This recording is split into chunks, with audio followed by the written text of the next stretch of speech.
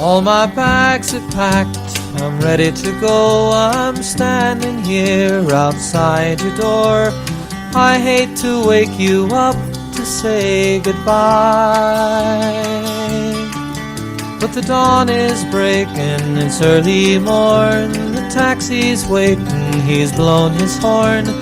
Already I'm so lonesome I could die. So kiss me and smile for me. Tell me that you'll wait for me. Hold me like you'll never let me go.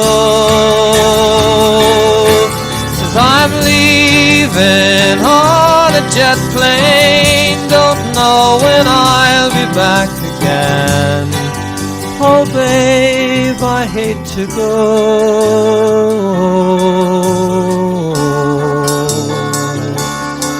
There's so many times I've let you down, so many times I played around. I tell you now, they don't mean a thing. Every place I go, I'll think of you. Every song I sing, I'll sing for you. When I come back, I'll bring your wedding ring. So kiss me and smile for me. Tell me that you'll wait for me. Hold me like you'll never let me go.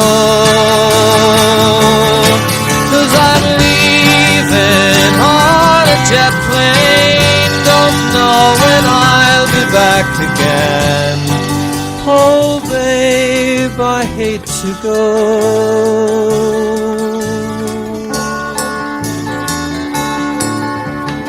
Now the time has come to leave you. One more time, let me kiss you. Then close your eyes and I'll be on my way.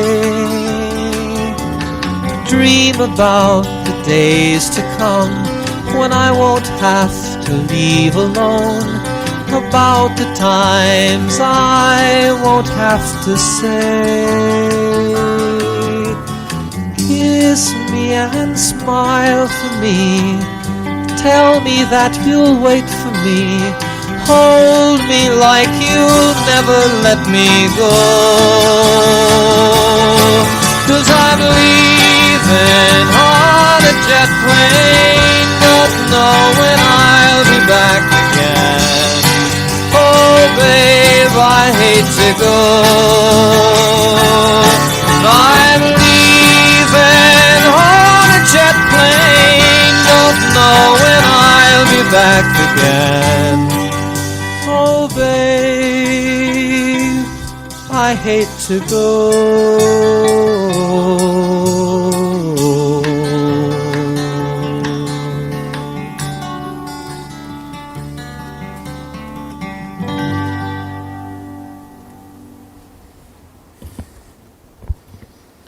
Well, good afternoon, ladies and gentlemen.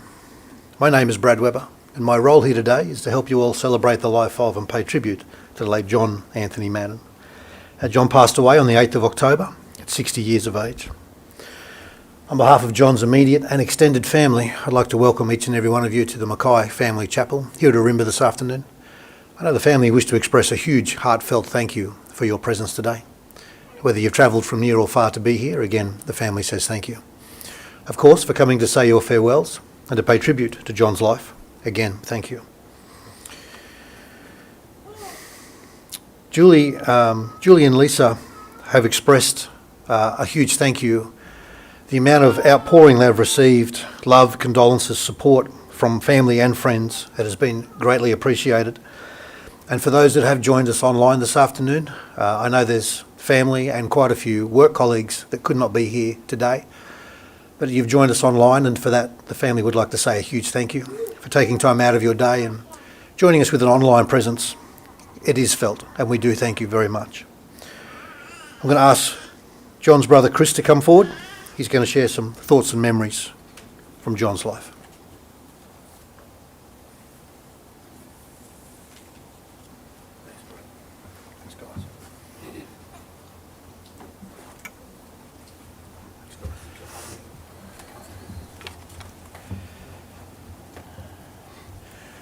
Good afternoon, everyone. Brad kindly told me I had a little bit more time than I thought I had, so John's life is quite extensive, so it takes a little bit. So my guys are here, and John would have, if anyone knows the old joke about Denise and the nephews, these are the nephews, so John would have liked that. If you don't know, I'll tell you afterwards, or one of these guys can. So we're here for John Anthony Madden. Jono, Daddy darling, his motorbike was, I'll come good, don't worry about it. His motorbike was Go Mad, his yacht was Mad John. And when he was at sea, with us anyway, he was Captain Bligh. And my dad was always Captain Bligh, so it runs in the family. But he was very good. He had a cardiac arrest on the 8th of October. And he was sitting right next to his son, Jake. Jake had seen the movies. He used a hard slap, a shake, and he raced off to get the neighbours. And the neighbours, including a GP just down the road, 6 paramedics, 3 ambulances, everything on, and the Gosford Hospital emergency team tried long and very hard to save him. And we'd like to thank, and very sincerely thank, the Brisbane Water Ambulance Service, the Fire and Rescue at Carryong and Gosford Hospital Emergency, who, when I spoke and Lisa spoke to them, and later on with Jake and Lisa, couldn't have been better. And by the way, Jake was also thinking of calling 911. So I'm Chris Madden, I'm John's oldest brother, here with Liam, Sean, Patrick, and I did drop a line, but I'll put it back in. John comes from 195 years of Australian Irish heritage, so you can see. And yeah. So John would say, as Lisa and Charlotte were telling me, it's the journey, not the destination. I'm pretty sure I heard it a few times too. And that means a lot to get through, so we'll get cracking. So here at Arimba and online, and thanks Brad, and we very much appreciate everyone who's joined online as well. So here are John's children, Bridget, her husband Si, Charlotte and Jake, grandchildren Essa, Isaiah and Mabel, who's on Si's lap. And I know this might sound strange, but we couldn't figure out a better way of saying it. The Wives Club, Lisa, Julie, Therese. Siblings, Julianne, my sister, where she is, thanks. Peter, just there, and me. Aunts and uncles, many of whom were absolutely shocked because they didn't expect this generation to start not being here. Nieces and nephews, real honorary cousins, Lisa's sister and Charlotte's boyfriend, Harrison, thank you. John's workmates, and we received lovely messages, and literally Malaysia, Singapore, Japan, Germany, Australia. So a lot of people involved in John's life. And Lisa's work colleagues, thank you. Jake's friends, mums and dads and others. So welcome all. So John's journey, he was born on the 2nd of September 1962. Cuban Missile Crisis, probably sounds a bit familiar to some. Love Me Do by the Beatles, and what I really liked, Space Wars, the world's first video game at MIT on a PDP-1, I think it was. Geek note, so. He always claimed he was a big baby, and he broke the mould with Mum, and he was her last bub. However, Lisa discovered his birth certificate, and he wasn't as big as he thought he was. In fact, he wasn't that big at all. So it was a good story. Yeah.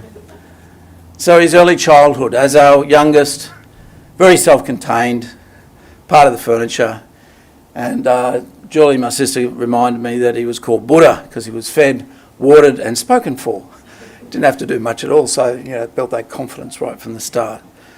Julianne and Lisa had another John story which I liked, I had forgotten, So Mum took him to swimming lessons, and he refused to get in the pool. He just sat there, lesson after lesson. Instead, he watched, waited, and one day he just got in and swam. So that was very John. The other story that Julie liked, and I remember it, the world's heaviest canoe was clinker built. It was unbelievably overbuilt and heavy. He got it from the neighbours, who would have dumped it, I'm sure, painted it dark green, rigged it with a sail, sheet and a boom, but it was a long way from our place to Hawkesbury River in Windsor, so he had a John-powered trailer, and he carted that monster down the river. And he started living the dream. For schooling, John followed us all to St Matthew's in Windsor, his brothers to St Dom's in Kingswood, and then to St Joseph's Hunters Hill. And Peter here today is wearing a Joey's tie. So John spent 4 years boarding at Joey's, twice as much as Peter and I. But he was not an aspiring rocket scientist. He was more an entrepreneur and a jock, actually. He was cool, as opposed to, the nerd here, but he also managed an emporium of extracurricular goods for discerning teenagers. And don't tell the Morris brothers and his older brother, who was actually shared a year with him there. I had no clue about any of this. And anyway, it was not my world at the time, but he was already setting up his life. So he left school in 1980, and he worked in hospitality. I remember seeing him dressed up at the Hilton when I was there for a job interview of some sort. And but then he pivoted and qualified as an electrician, which he'd always say Sparky, and worked through the 90s as a Sparky. He had literally a few scary jolts, as a lot of Sparkies get, and way too many ceiling spaces, as he used to tell me. So he pivoted again and became an electronic engineering trainee in 92 with spooky people at Defence Signals Directorate. And if you've heard of them, they're the real spooky people.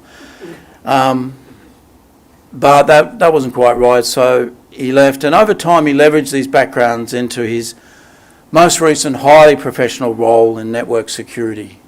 And I dropped a bit where it said he worked for Optus, but that was a few years back, and if he'd stayed, I'm sure it would have been fine. So I hope I'm not offending anyone in the audience. John's friend of 25 years and his current boss, Tim Davis, wrote saying that John had recently started a return to the office once a day. And he believes this was really to come in for a chat and talk about Jake and his adventures. It wasn't really about work. So there were lovely comments coming back from his colleagues saying that John always injected humour into there, and they work very long days at times when you're in network security. However, the most important chronicle for John is all about his marriages and his children. So John married Therese Griffiths in 1985 and joined the lovely Griffiths family in Canberra. Bridget came along in 1986 as the precious number one grandchild. And Becky's here, she's number 2, so she missed the slot. For my mum and dad, and my wife Kim and I had the privilege of living in Canberra with that extended family. Fast forward to Julie Bain and John being married in 2001, and Charlotte born in 2005. And the family lived at Balmoral. They got wet on the beach, and we always found an excuse at times to get down there. It was a beautiful place. And by the way, my guys here basically told me the story. They couldn't figure out what to call Julie because we had Julianne, my sister. So Julie said, "Cool Jules," and we thought it was very fitting, Cool Jules. So it'll come up again. Lastly, Lisa and John married in Sydney in 2010 and moved to carry on that year. Jake was born in 2011 and is actually, and I might get this wrong, he's one of the true locals here because Lisa's just a Queensland ring-in, really. So sadly, no time really to mention how capable Bridget, Charlotte and Jake are, and they're amazingly capable. And what we agreed is if we did tell you anything about that, Lisa and Charlotte said John would just claim most of the credit anyway. So you can see John has many families, including his work family. Given the time to cover so much, I've got some snapshots here, so we'll get through those. So just trying to figure out, so one snapshot is John's a bright spark and the pun was intended. So think in mind and style, so, orange suit for his niece's wedding. I can't come at that. That was too much. But Charlotte's channeling her dad in the orange. And John is in his orange suit, if you don't know. And he turned up to both Beck and Darcy's, my niece's weddings in Queensland. And yeah, that was fun. Boots, hats, shirts. You can see the Jono style and the boots. Kim, my wife, John recommended that Texan store for those boots. He had an interesting mind. His long, quick stories, we all know. Cool Jules and he set up an entrepreneurial ecotourism business with canoes. There's a canoe theme again and again. John Time, which some of you might know. Jono Time, my sons were sort of channeling that this morning. They arrived. I was worried. He included keeping me 10 minutes late for my very own wedding. Thanks, Jono. So it was John Time at times, particularly when he was younger. He might have been less so. Going mad, as Charlotte told me, that's a life approach, and as you'll see, it's a pair of number plates on his cop bike. And Charlotte's lovely theme, which is dance like no one's watching. Another snapshot, John is a technocrat, which I looked up because it means a technically skilled elite, and he was that. His colleagues may differ, but I don't think so. He did a lot of practical stuff, not like my dad and I. We weren't that into tools. Well, we just passed things to John and other people.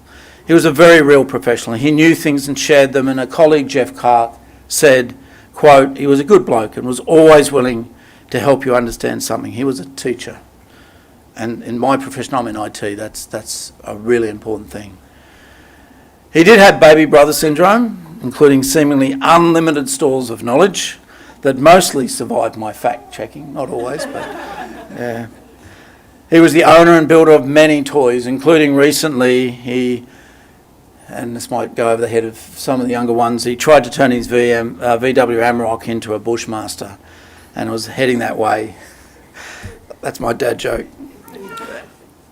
He was a great cook in his own mind because he'd worked at the Hilton, and my Auntie Maureen had him basically in the local newspaper as a cook at 11. All these photos we found of John, the cook. But as Charlotte and Jake they've got stories about Dad's omelette failures in the bush, despite the best ingredients, as Charlotte mentioned. He was always doing projects, but they're not all finished, they just stretched, and now they're a lasting legacy. The other snapshot is John and his adventures. The first thing is he kept surviving. I didn't think I had time, and I won't elaborate too much, but Peter and John on the train bridge, 80 feet off the ground, no safety rails at Windsor, which I didn't learn until recently. Forgot to look behind them to make sure they didn't get picked up by trains, and John not being big enough to run fast enough. So he survived that. Rocks fell on his head. He went to hospital when he was an abseiling instructor at Joey's in the cadets. Apparently black ice in Canberra, the motorbike skids I never knew about, the high voltage shocks. And then what I really loved was the bee swarms at sea, because he was allergic to bees, and he'd do these solo trips, but he did one very long one up to Brisbane. And I didn't realise if he got stung at sea, because the bees are trying to find somewhere to land, apparently. So Julie could probably tell me more about that. He loved the water. That single-handed trip to Queensland was technically quite difficult, and he went up there and worked in a Sparky in boat building. He battled high seas and tides with Cool Jules on their Greek honeymoon, which like, honeymoon? We're going to go and... Yeah, Julie is a very good sailor, but even then I think that was interesting. He planned a tall ship adventure. He was trying to get me to come along. Had to be Cape Horn. I was not going to go that far off the deck, but he was ready for all the tattoos and the earring that he would actually get afterwards. He left 4 boats in the yard, or 3 boats and a kayak and 1 on a mooring. He loved the bush, especially with Jake and Charlotte, and he was out bush whenever he could. That was by far the more recent phase, and the story I love, which went a bit viral on Google, where Charlotte and Jake are sitting there with drinks in hand in the camp chairs, telling Dad what to do. And a lovely trip with Jake to the Big Red Bash just this July, where he got COVID, which wasn't good. And I looked it up on a map, I forgot. It's 2,000 kilometres there, 2,000 kilometres back just to see a concert. Anyway, he loved his motorbikes, Lady Lisa in her armchair on the cop bike. Cool Charlotte turning up to daddy-daughter camp on a big cop bike, she thought that. And particularly cool Bridget, because my guys she turned up on this sports bike and she was there in a padded suit and a full-face helmet. She was so cool to my guys. And as to quote, Bridget, she remembers the safety and security of being back on that bike. You know, it was always special with the dad on the bike. The last snapshot is his big heart, and that pun's intended as well. He died, sadly, with a very big heart, literally, but also figuratively, and his care for his family, his friends, his workmates. Charlotte said something great when I mentioned that. She said, "Oh, the opposite of the Grinch." He had 3 loved children and 3 lovely ladies we're all very fond of, and who, by the way, who did have something to do with raising his kids. He had courage. My kind brother allowed me to say this. I remember him at Mardi Gras on a float after I dropped these words, but after the judge, who was the judge anyway, very famous gentleman he was chatting to. He was on a float coming down the Mardi Gras. My brother Peter was in Hyde Park opposing the Mardi Gras, and I'm very proud of having 2 brothers who stand up for what they believe in. He had an athlete's heart. He was actually the stroke for the second 8 at Joey's, but he'd always tell us he beat the first 8 before the head of the river. They were the better 8. He used to be able to stay upright in a K1, I can't believe that, and he used to stand in a K1 kayak, and that's like, whoa. He also competed, and I meant to ask how many times, but he was in, I think once or twice, at least once, the Murray Marathon. That's 404 k's down the Murray River. And then he used to do the Hawkesbury Canoe Classic, which is 111 k's of very fast paddling. He was seriously a fit man. And yeah, I used to get the lectures on things to eat and everything else. So what would John want? He would want to see the colours here today. Thanks everyone that Charlotte, bless her, suggested last week. He'd want to see Jake leading the parade of shirts. And this is the hard bit. And to know of his courage when his dad was crook. He would love that Bridget remembered.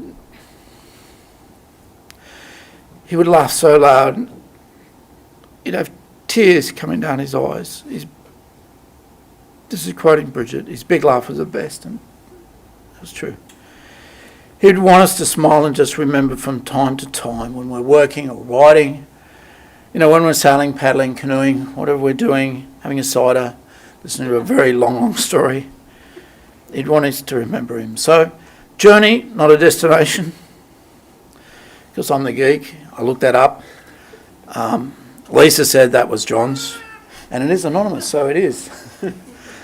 But he may have actually channeled Ralph Waldo Emerson, and he said a long time ago, to finish the moment, to find the journey's end in every step of the road, to live the greatest number of good hours is wisdom. So, bye, Jono. Thank you. Thanks, guys.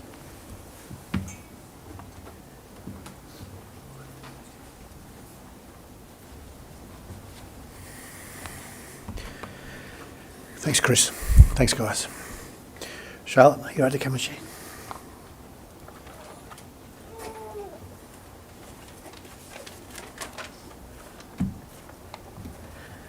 All right. Hi, everyone. Before I get started, I thought it would be customary to introduce myself. My name's Charlotte. I'm John's middle child, and I had the privilege of knowing my dad.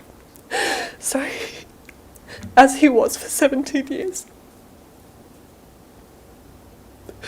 I wanted to start by shouting out my little brother Jake, who's been an absolute champ throughout the whole process of this, and helped plan this beautiful funeral and all of the amazing things that are on his coffin at the moment as well. I wanted to thank Lisa, who has been such an impressive help getting everything together for the past 2 weeks. Yeah, so I'm going to get started on my little speech. So I really wanted to talk about what my dad left with me in terms of knowledge, because anyone who's spoken to him knows he's absolutely spilling with knowledge. And the only thoughts that kept coming into my mind was a phrase that was dance like no one's watching. It was something he always exclaimed when Jake and I were tearing up the living room floor, blasting music and using the blank TV screen as a mirror. Something he always exemplified as he awkwardly danced through the house, a bit like this. And walking along, humming Sunshine on My Shoulder in the mornings, or blasting the radio in his much-loved Amarok, or dancing to the Ace of Base whilst rollerblading. I'd like to think this is something we can all live by that's been influenced by my dad. Not just when in the context of dancing, but in everything you did. One thing Dad lived by was the beat of his own drum, and he always kept his life light and fulfilling.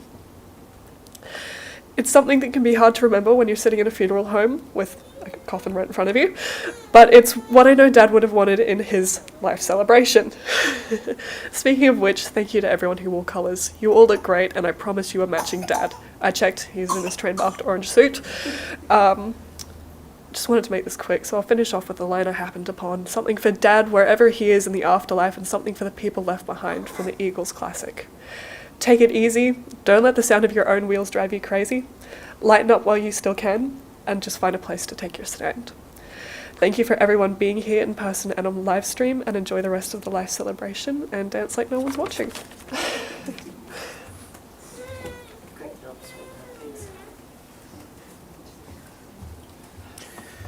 Thank you, Charlotte.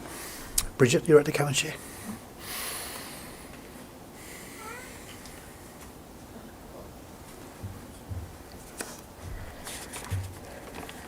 Thank you, Chris and Charlotte. Those words were so beautiful. I am going to take the words of Alfred Lord Tennyson to communicate what I would like to say to John and us all.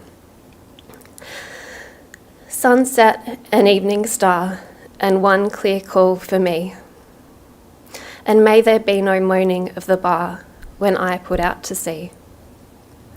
But such a tide as moving seems asleep, too full for sound and foam, when that which drew from out the boundless deep turns again home.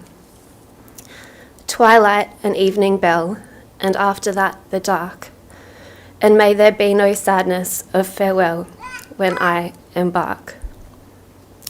For though from out our bourne of time and place the flood may bear me far, I hope to see my pilot face to face when I have crossed the bar.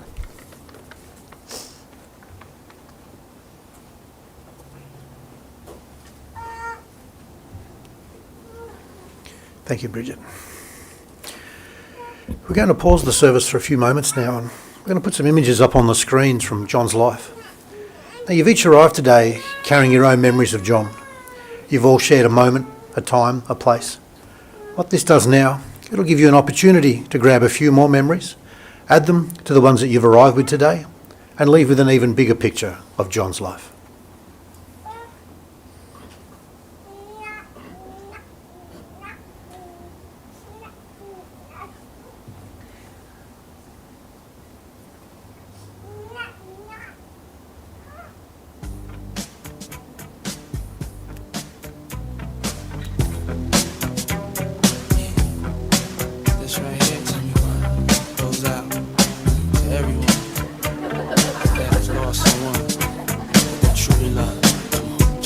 Seems like yesterday we used to rock the show.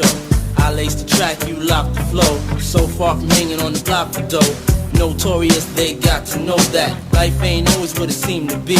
Words can't express what you mean to me. Even though you're gone, we still a team. Through your family, I'll fulfill your dreams. In the future, can't wait to see if you open up the gates for me. Reminisce sometime, the night they took my friend. Try to black it out, but it plays again. When it's real, feeling's hard to conceal. Can't imagine all the pain I feel. Give anything to hear half your breath. I know you're still living your life after death.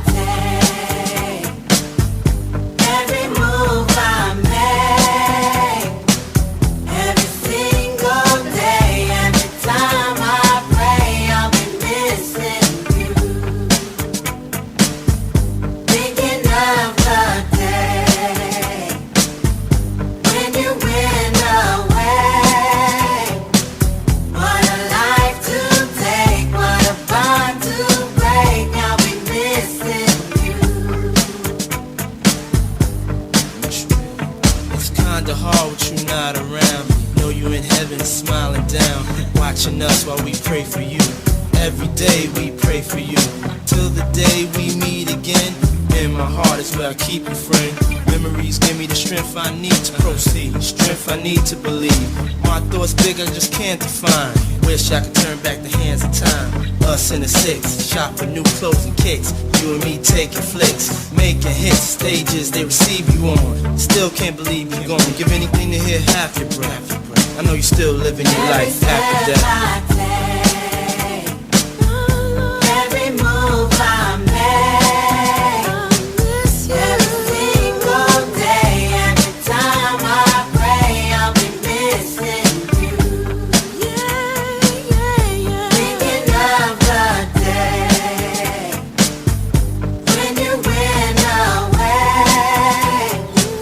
What a life to take, what a bond to break. I'll be missing you.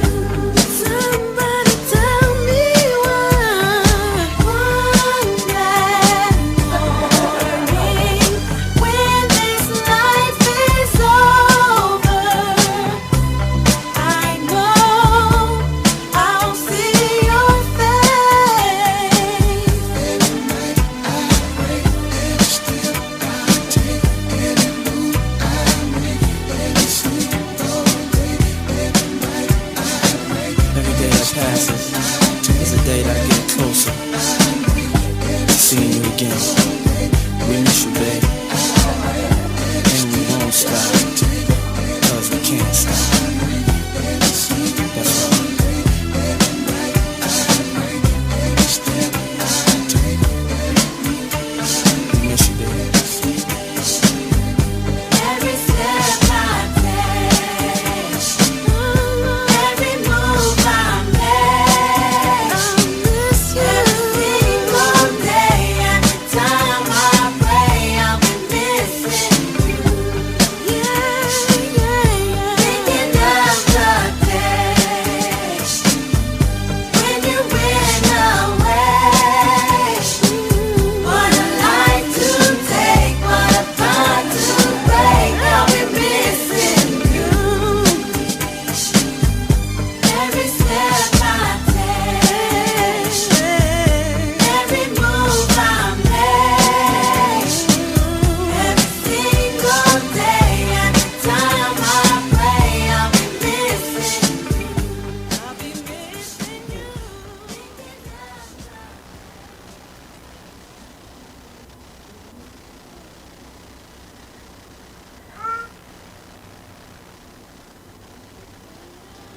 Mr. Bluebird's on my shoulder. It's the truth, it's actual, everything is satisfactual. Zippity-doo-dah, zippity-ay. Wonderful feeling, wonderful day.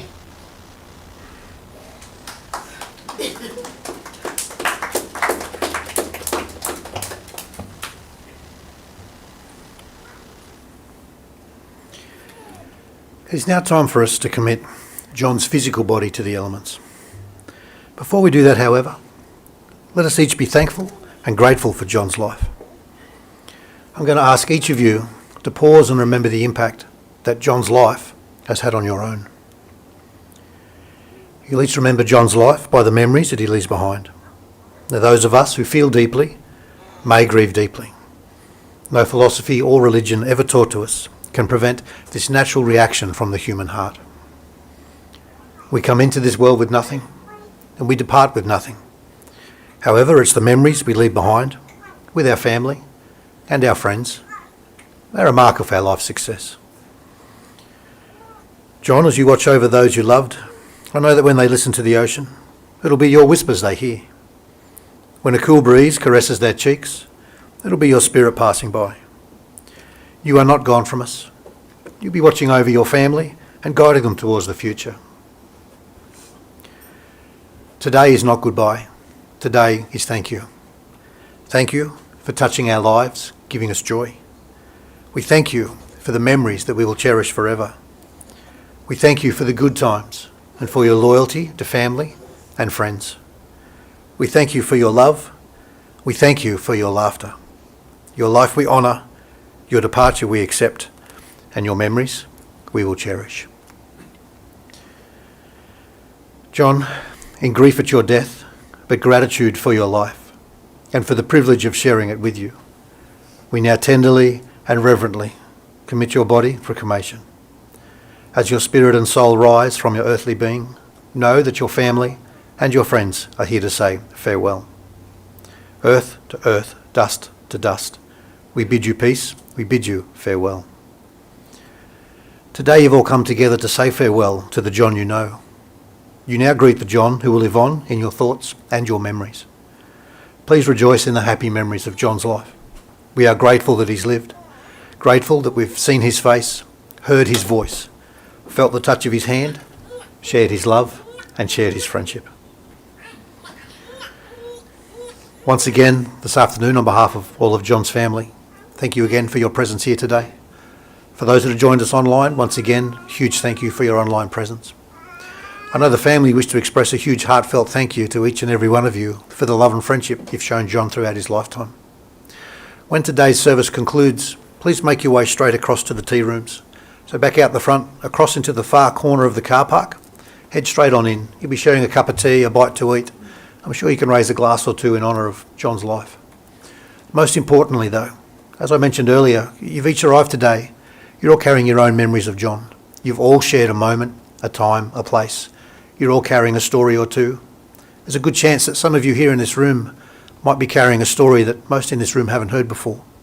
Your job when you're all assembled together this afternoon is find someone who hasn't heard the story that you're carrying and share it with them. The more stories that we share, the more memories that we share, the more that John will live on in your hearts, your memories and in your thoughts. Once again, on behalf of the family, thank you all so much again today.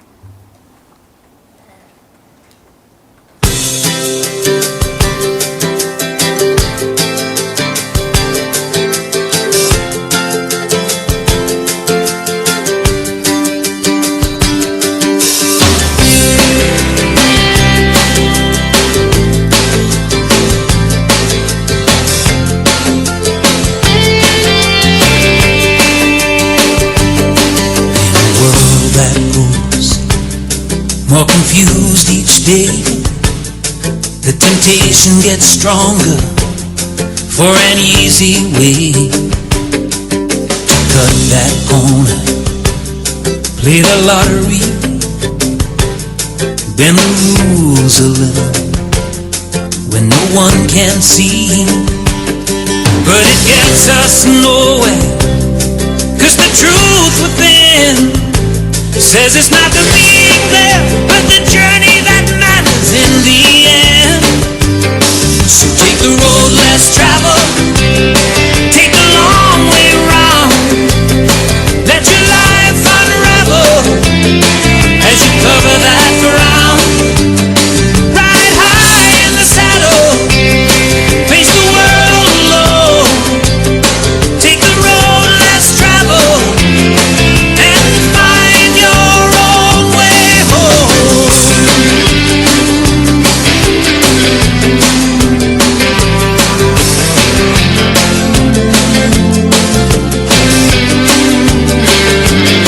With the time we're given and all we wanna do, occasionally a little fear may creep up on you, and those voices whisper in back of your head, why try so hard, give up instead.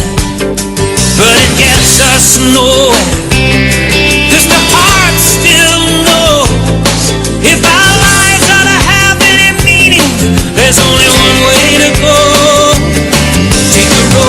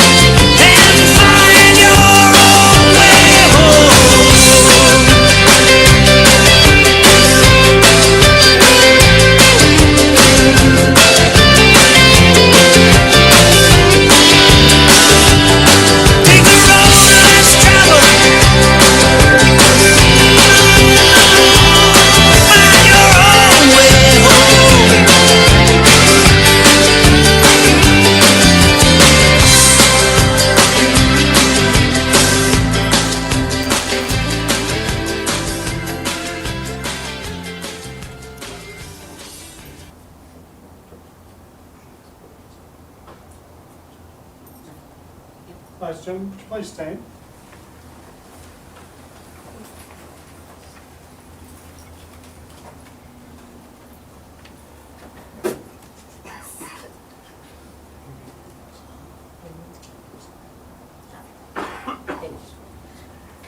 Ladies and gentlemen, would you please follow us out?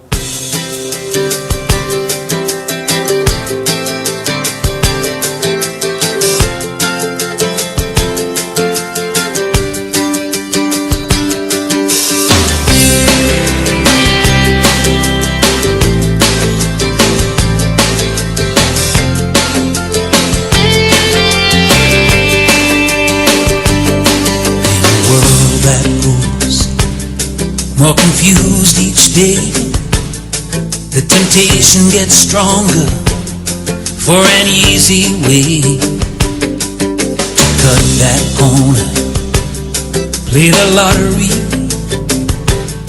bend the rules a little when no one can see. But it gets us nowhere, 'cause the truth within says it's not the being there, but the journey that matters in the end. So take the road less traveled, take the long way round, let your life unravel as you cover that ground. Ride high in the saddle, face the world alone, take the road less traveled,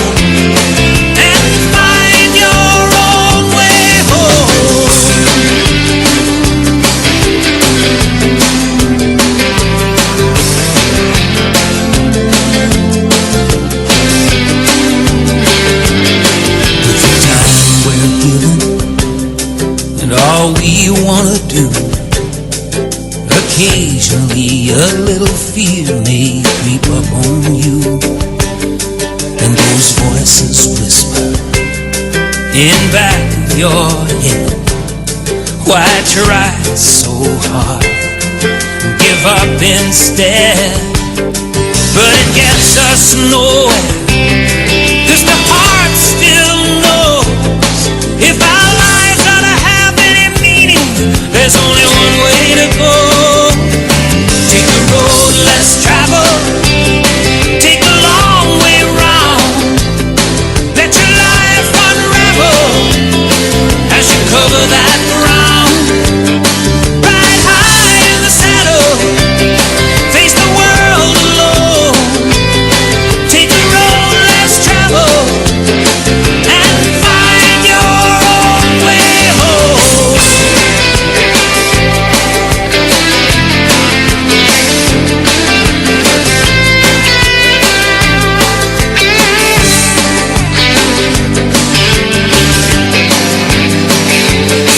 Take the road less traveled, take the long way round, let your life unravel as you cover that ground.